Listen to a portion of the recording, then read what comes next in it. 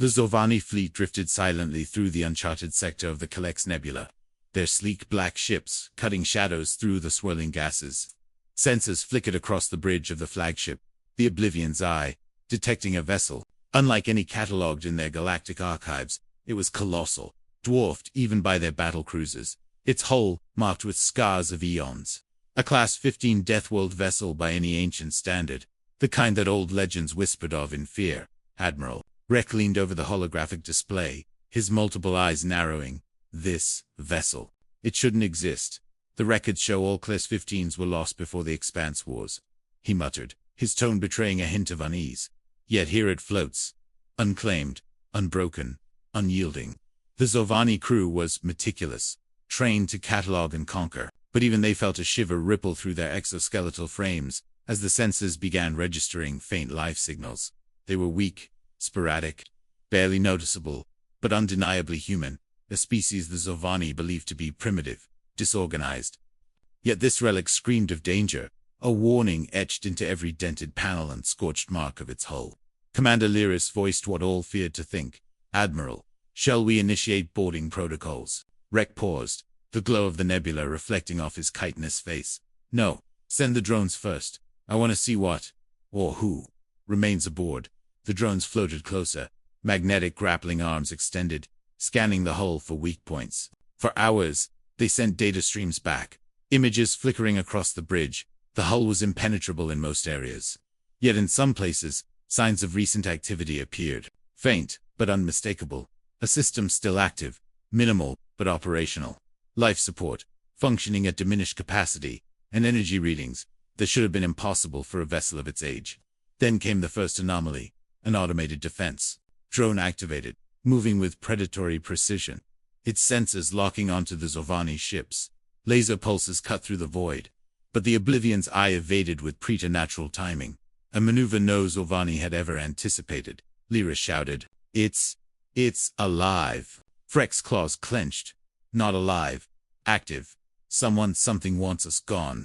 For the first time in their history, the Zovani fleet faced a relic, not just as an archaeological curiosity, but as a sentinel, an ancient predator hiding. In plain sight, the human signals grew stronger.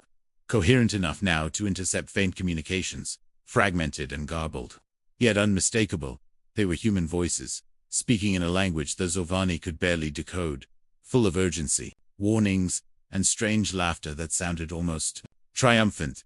The Admiral's mind raced. Prepared boarding parties, but proceed cautiously. These humans may be exceptional, and somewhere deep within the vessel, a human eyes the approaching alien fleet. A grin splitting his face. They have no idea, he whispered, fingers dancing across ancient controls, unlocking a weapon system older than the Zovani themselves. The first boarding party materialized through the magnetic locks. Zovani warriors stepping into the echoing corridors of the Deathworld Vessel. Their armored boots clicked against metal that had withstood centuries, and the air was thick with a strange acrid scent that no sensor could identify. Life signs minimal, mostly scattered. One of the Zovani muttered, scanning a side corridor.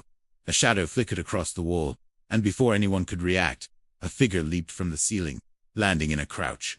Fists reinforced with reinforced alloy striking. With devastating precision, the humans were faster than the Zovani expected, almost inhumanly agile, and each movement was calculated to exploit weaknesses the aliens didn't even know they had.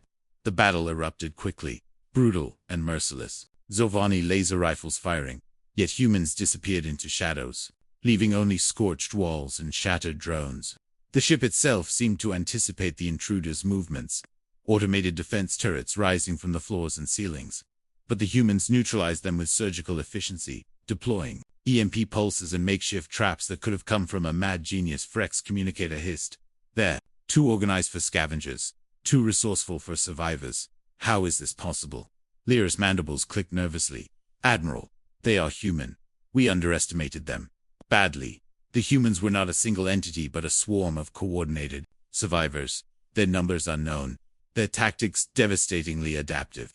One human pulled a lever in the wall, and a series of bulkheads slammed down, cutting off sections of the corridor. Another triggered a plasma burst that forced the aliens to retreat. The Zovani were learning the hard way that this was no abandoned relic.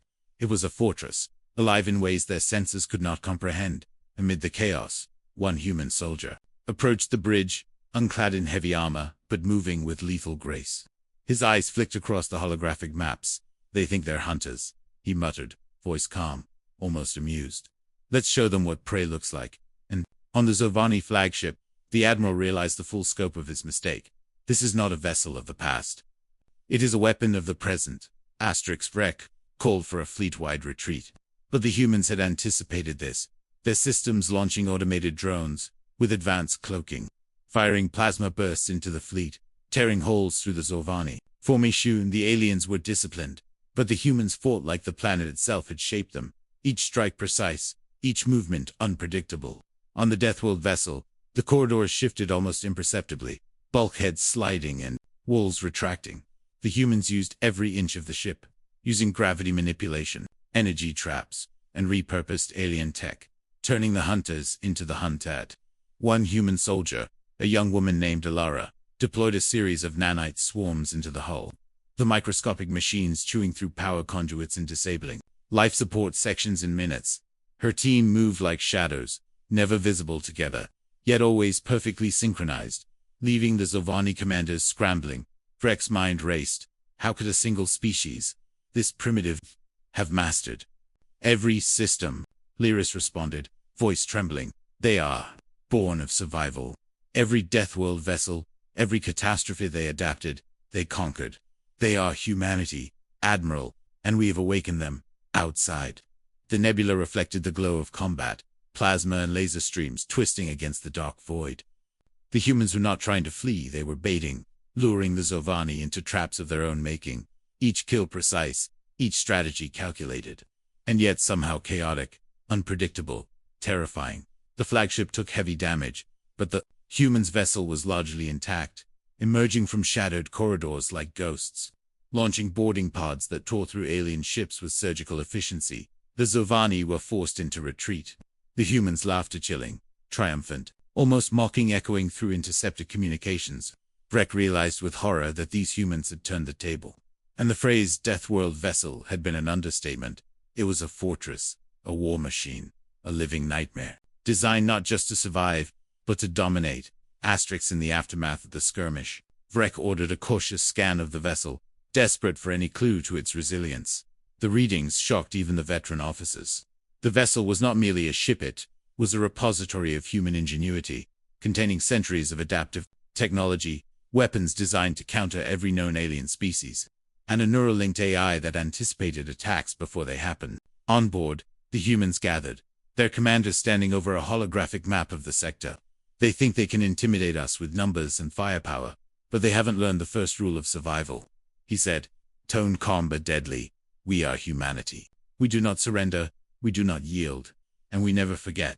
The Zovani, scanning intercepted comms, began to piece together the horrifying truth.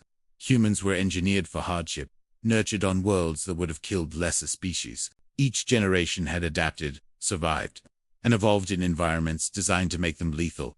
And now, armed with ancient technology and modern cunning, they were unstoppable. Vrek realized his mistake had been arrogance, a fatal error. We treated them as primitive. We treated them as weak. We awakened something, older, stronger, more ruthless than we could imagine. And deep within the vessel, humans celebrated their survival. Not as heroes, but as a warning, preparing traps, weapons, and defenses for the next fleet that dared approach. The Zovani retreated, their fleet battered, morale shattered, and Admiral Vrek faced a painful truth. Humanity was not just a survivor species, they were apex predators in a galaxy that had underestimated them. On board the Deathworld vessel, humans repaired, rearmed, and prepared for their next encounter. The vessel's corridors hummed with life, a blend of biology and machinery, adapting in real time to threats. Alara addressed her team. They saw our strength and fled. They'll return, but we'll be ready. Humanity never waits for the war to come, it creates the war. The nebula glowed ominously, reflecting the scale of the battle yet to come. And somewhere in the void, the Zovani fleets whispered in terror of the humans they had foolishly awakened. The legends were true, but incomplete. The Class-15 Deathworld vessels were never meant to be weapons, they were warnings. And humanity was the apocalypse the galaxy had ignored.